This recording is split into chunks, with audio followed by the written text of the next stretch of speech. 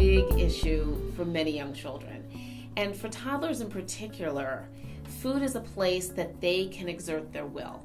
Right? So there's not that many places that a young child has control.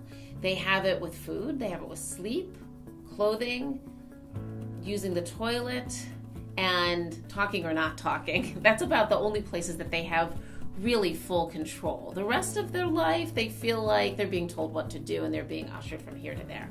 So food becomes a big battleground at the point that a child realizes, hey, I can make my own choices, and that's around 2. Starting around 2, children will often narrow what they eat. You know, that 1-year-old who ate anything and you could take them to any restaurant now says, I only want pasta or bread or whatever few things. And they can become very picky in their eating.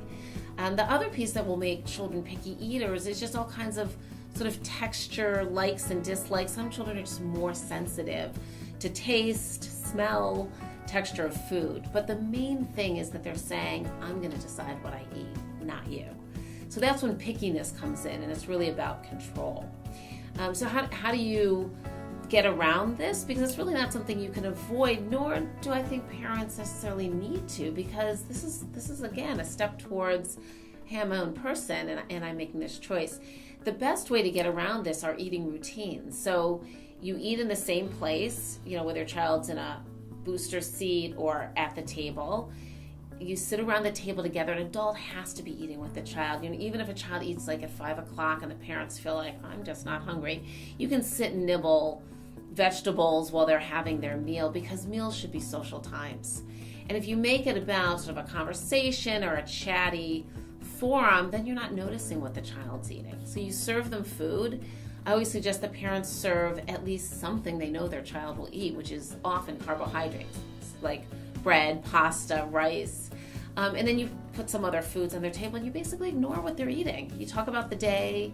You know, I have a whole sort of rubric in my book about this, because really what you're doing is you're socializing your child for later, right? So children might be picky eaters at 2 or 3, but really what you're doing is you're ingraining good habits early so that when they go out on their own, they start going to a friend's house, they go to school to eat, you know, and throughout life you're establishing some decent eating routines, and that comes from really ignoring what they're eating.